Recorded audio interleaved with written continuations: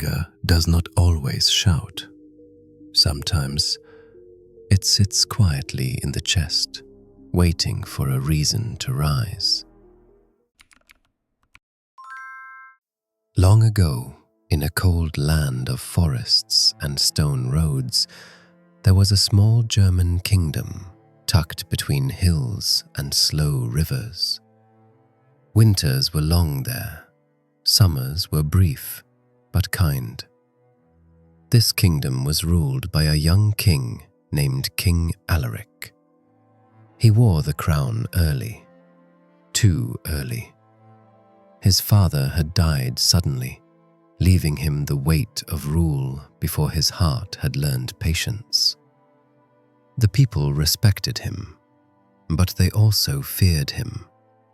When things went wrong, Alaric's anger arrived first. If crops failed, he blamed the farmers.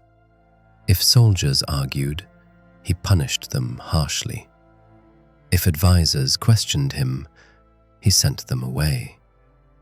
Inside, Alaric believed anger was strength.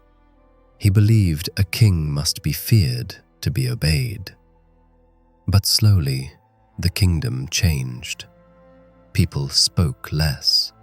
Eyes dropped to the ground. Even victories felt hollow. One winter evening, after a day heavy with frustration, Alaric left the stone palace alone. Snow softened the world. Footsteps disappeared quickly. Beyond the city walls, an old watchtower stood deep in the forest.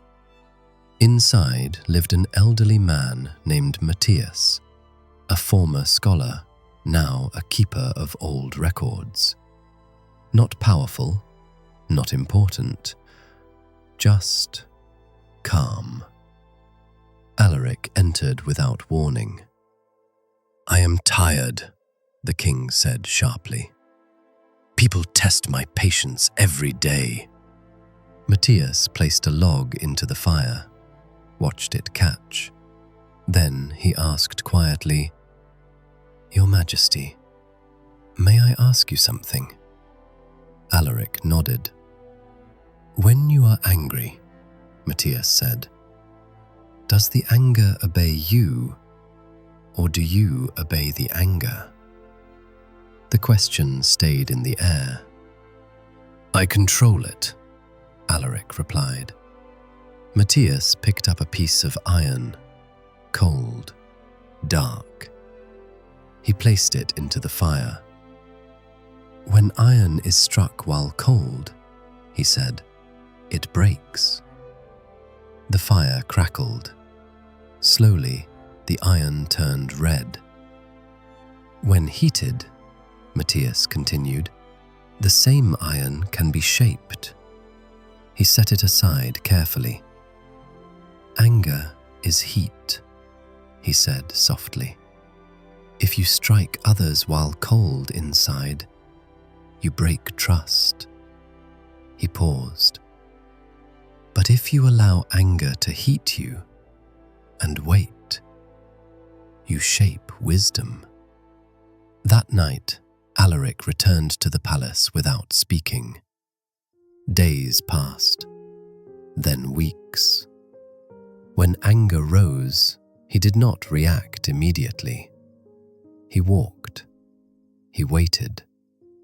He listened. Sometimes he still failed, but sometimes he chose differently. Punishments softened. Questions replaced blame. Voices returned. The kingdom breathed again. One spring morning, Alaric stood on the balcony, watching the market below. For the first time, peace felt real. He understood something simple. Anger was not his enemy. Uncontrolled anger was. True strength was not reacting fast, but choosing when to respond. If you are carrying anger today, quiet or loud, remember this. Anger can destroy, or it can teach. The difference is patience. If this story slowed your thoughts, let it stay with you. Share it with someone who carries quiet anger.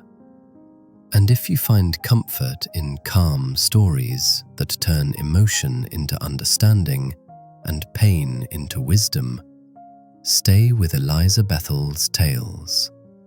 More gentle stories are waiting.